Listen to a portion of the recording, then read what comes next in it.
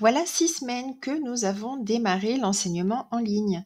6 semaines que l'équipe pédagogique du Collège français Marguerite Yourcenar de Reus élabore et organise des séquences de cours avec des objectifs d'apprentissage répondant à une même volonté, celle d'accompagner au mieux et de motiver au maximum les élèves dans chacune de nos matières, et ce, à distance. C'est ce que nous nommons la continuité pédagogique. Alors, comment travaillons-nous le français au collège ?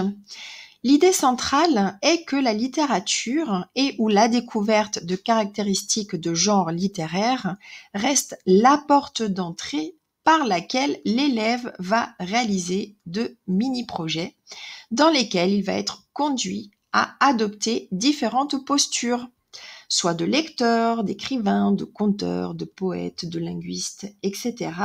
Et c'est finalement dans ces postures qu'il va continuer à explorer et surtout à travailler les 4 grandes compétences langagières étudiées dans une langue maternelle ou seconde: compréhension écrite, compréhension orale, expression écrite ou expression orale.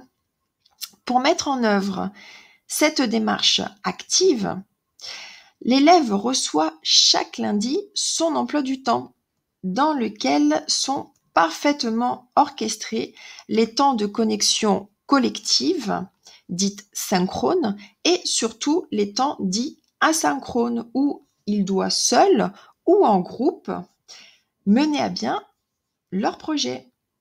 Il faut dès lors mettre à leur disposition des outils numériques qui facilitent la réalisation technique de leur projet.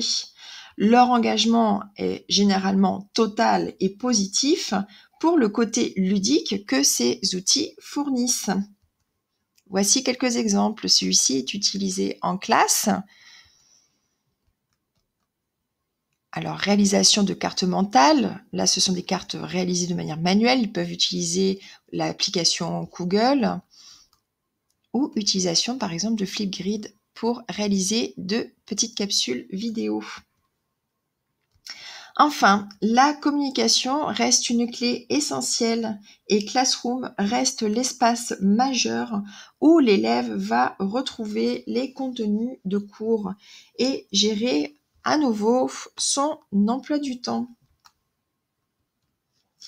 Je les remercie vraiment pour accueillir toujours positivement les missions hebdomadaires que je leur confie et je les félicite vraiment de leur engagement et de leur progrès. Même à distance, le succès est là. Bravo à eux.